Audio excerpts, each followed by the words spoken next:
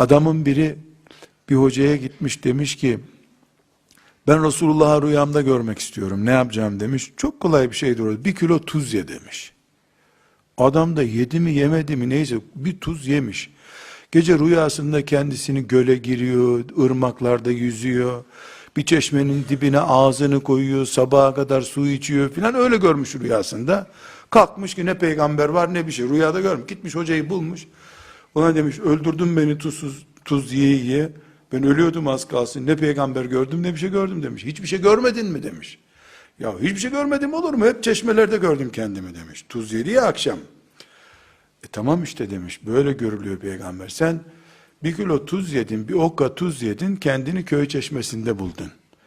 Sen yüzlerce hadis ezberleseydin Resulullah'la bulacaktın kendini demiş. Aleyhissalatü vesselam.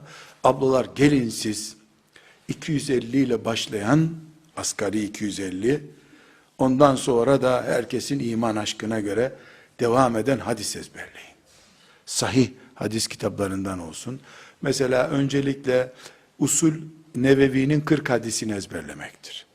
Ondan sonra Riyazu Salihinden 100 tane kısa hadis seçilir.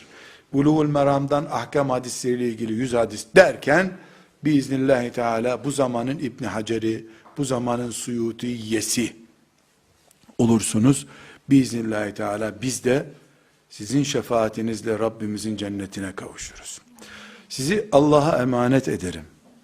Varisi olacağınız Peygamber aleyhisselam Efendimizin şefaatine emanet ederim.